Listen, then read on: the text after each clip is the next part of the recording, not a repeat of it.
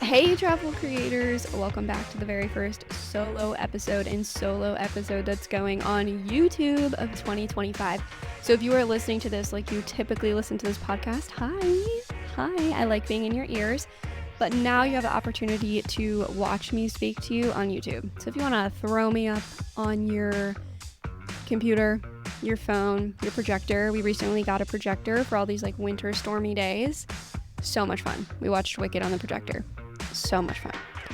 But today I'm here to bring you some Instagram updates, changes for 2025 that I want you to know about that can enhance your creator journey. Some of these have been out that you might already be using.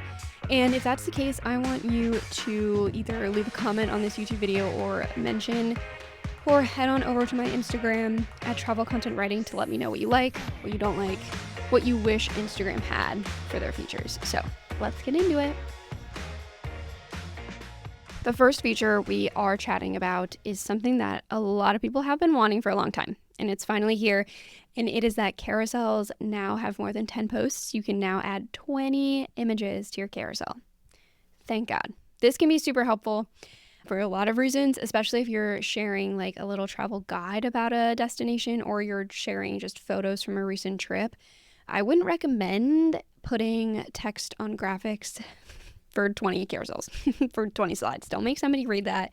Spoiler alert, they're not going to. If you wouldn't read a 20 slide carousel, your audience sure wouldn't either. So just keep that in mind. Another exciting feature that has been around for a minute, and I get questions about this from people because they don't totally understand. So I'm here to shed some light, and it is commenting on Instagram stories. So only people you follow who also follow you can comment on your Instagram stories.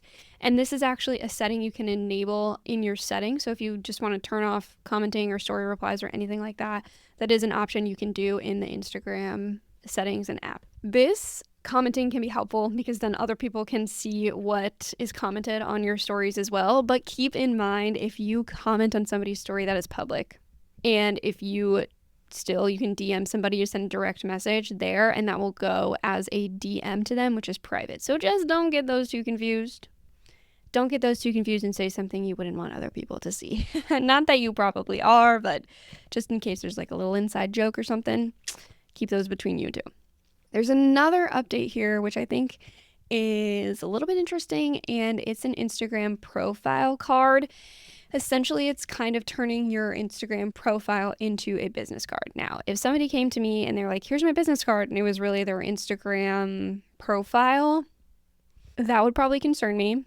One reason why is because Instagram is just one part of your marketing, of your business strategy, and it shouldn't be the entire bit. So if someone's like, here's my business card, and it's just their Instagram profile, I would be a little bit concerned. But in this profile card, it has your profile photo, your handle, your bio, as well as any links that you have linked in your bio, which can be great. You can also share your profile card via text message. So if you needed to quickly add somebody on Instagram, you could do it that way. Let me know if anyone's ever used that feature. I don't know. I don't know if I will, but there you go. Another feature Instagram has rolled out, which can be really helpful for creators who are wanting to create more of a community or engage with the people they already have in their audience, is to personalize names of people in group chats. Rather than being in a group chat and it's like, oh, user 5 million is here, you can rename user 5 million to be their actual name. So you could rename user 5 million to be like Laura. And then just in that chat is where my name will be Laura. If you add me to another group chat, I will go back to being named user 5 million until you change me there as well. These are called nicknames. And like I said, I think it can be a great way to stop remembering people's handles and remember them as real people, especially if you are a creator trying to engage or do market research or just get to know more people in your community. Okay, this next one here, I need a moment before I tell you. We all know about Meta Verified. Okay, so for $14.99 a month, you can get a little check mark next to your name. Cool. What is coming out for users who are interested in this service is that you can now add links in Reels. I think this is fantastic. This is a great idea because then again, it changes the way that you market your products, your services, your blog, your content to have direct links for watchers to your whatever you want. But this is not available to people who are just paying $14.99 a month. No. Let me tell you what it's available for. So for $44.99 a month or $479.99 a month, you can add 2 links in your reels per month. Just 2. I don't know if that is worth the price of adding links in your reels when you could just work on stronger calls to action, work on engaging more of your community, getting them excited. Yeah. Or if 2 feels like interesting, but it doesn't feel like enough links, don't worry.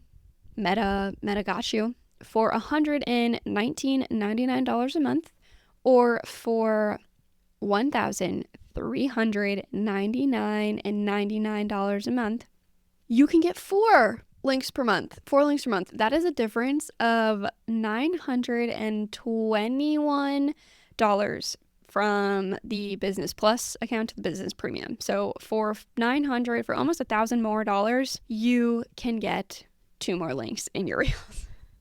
Of course, this comes with other features, and one that is really interesting to me is the protected business accounts. You can protect up to 10 business accounts if you're paying $1,400 a year for Meta Verified. And I think I want to do a whole episode on what the F they mean about protected business accounts. What does that really mean? Because if you have listened to any of my prior episodes, you know that I'm a big supporter of getting your entire community off of a social media platform, and why it's so important to have a newsletter, because it can all be wiped away whenever. We don't even know. We're just like trusting the meta gods to protect us, and I don't know if that's enough.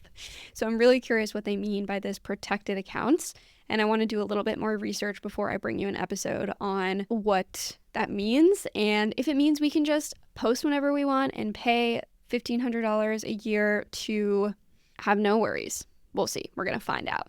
Another update has to do with hashtags, and this actually came out in mid-December of 2024, so not even about a month ago by the time you're listening to this, but you actually aren't able to follow hashtags anymore, nor are you able to see in your feed content from hashtags that you were previously following.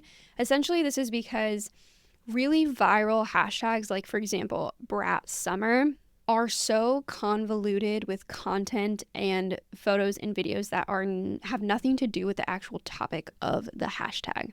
So in order to reduce spam, to clean up all that mess, the digital chaos that has ensued, Instagram is like, all right, we're just done. You just like can't follow those anymore.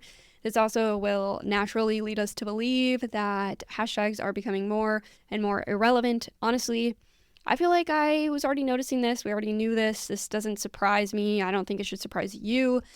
But now there are just a lot different ways to get in front of your audience. There's different ways that Instagram is working to get you in front of your audience, and I don't think hashtags is a make or break deal anymore, especially considering you can't follow them. And this leads me to believe, I wonder what happens if you try and use hashtags to get on the Explore page. Like, what does that mean for hashtags? I don't know if it's worth diving into a full episode on hashtags, but if that is something you have questions about or want to know more about in the travel creator world, please let me know. You can let me know on Instagram or leave a comment if you are watching on YouTube. Okay, story highlights. Let's get into it. So I had a listener reach out to me and say, Laura, do story highlights even matter? And to that I said, I don't really think so. I don't know. I think at times when I am looking at a service provider's Instagram account and I want to hire them, or I'm like really interested in working with them, I kind of want to know everything about them. And if they have a story highlight that is like, learn more about me, or like start here or something, I am more likely to click on it because I want to know more about them. But from a travel creator perspective, I don't know. I don't think it's as relevant. And that's all I'm going to say on that topic, because I will be releasing an episode on story highlights. And I'm doing research to see, are people actually clicking on them? What is the data behind this? But the update Instagram has for us on story highlights is that when you are looking at somebody's profile, you will see a grid you'll see the little grid of their posts. You'll see their little Reels tab. You'll see their tagged images or tagged content tab. In between the grid and the Reels tab is now a heart, which is your highlights tab. So essentially it's moved your highlights from being at the top. You can kind of swipe through, click through, to being down below. If you don't see this on your account yet, this is new. This is in its testing phase and it will be rolled out more broadly shortly. So one of the reasons Instagram has decided to do this is to kind of declutter the little upstairs bio first impressions page. There's just a lot of junk going on. I'm noticing a theme here, okay? And we'll come back to this theme again when we talk about trial reels, but this theme of trying to declutter. Instagram has been like pumping, the last 5-6 years, and now it is sort of a hoarder of content. And they are trying to actively clean it up by implementing these strategies, which is kind of fun to watch from a consumer's perspective. But there are your highlights. They've been moved. Okay, now we get to talk about trial reels. Ooh, do I have things to say about trial reels? Okay, before I kind of explain to you what trial reels are, I want to say my piece, I suppose. I think this feature is pushing us to think of every single piece of content we create as being incredibly strategic. And it is pushing us to believe that Instagram is the place to market your business and your products and grow your creator journey. While all of that can be very true, and I think it is important to approach sharing each piece of content intentionally with, a goal behind each post, I think it pulls us away from wanting to share what we want that can still be on brand and can still be strategic, but yet helps the people who really want to connect with you be able to find you and not just kind of get to you through this salesy, convoluted way. I think it can be a great tool, but it's pushing us towards an Instagram world where we're just using Instagram for business rather than a social connection. We have to remember that social media was created to be social. It was a place to connect with people. It's a place to grow and learn and not constantly be bombarded with sales information.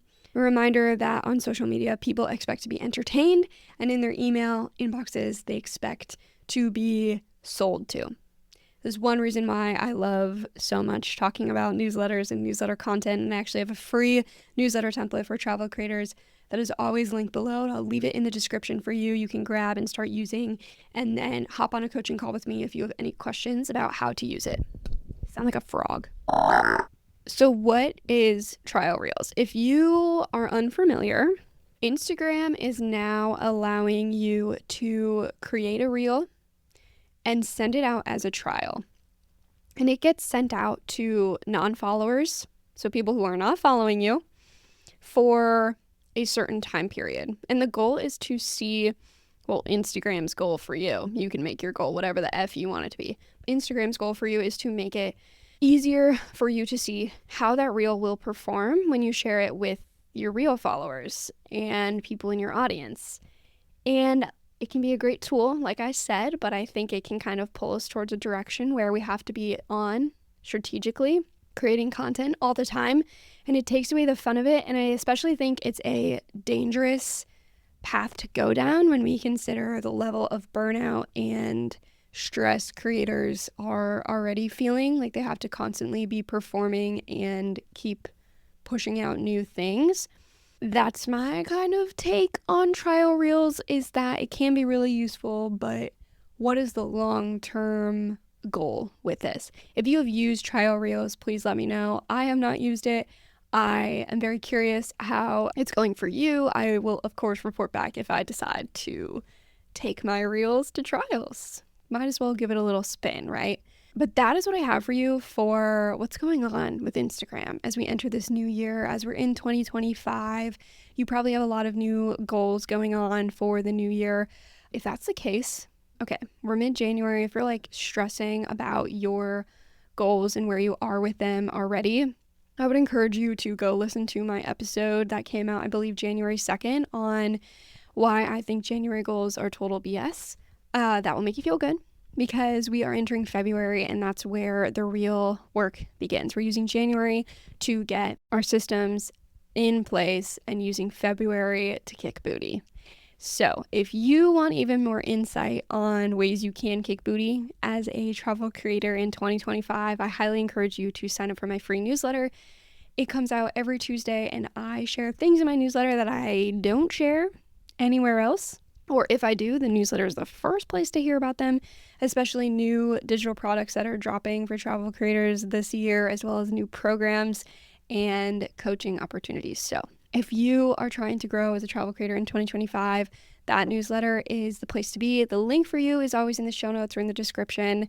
Thank you so much for an incredible year of YouTube. No, I'll be saying that next year. For an incredible year of the podcast. I really do appreciate you tuning in so much and sending me those kind messages that I can't even express how touched I become when I receive those messages. It's just the best. So if you want to say hi, Instagram is the best place to do it. I am at Travel Content Writing there.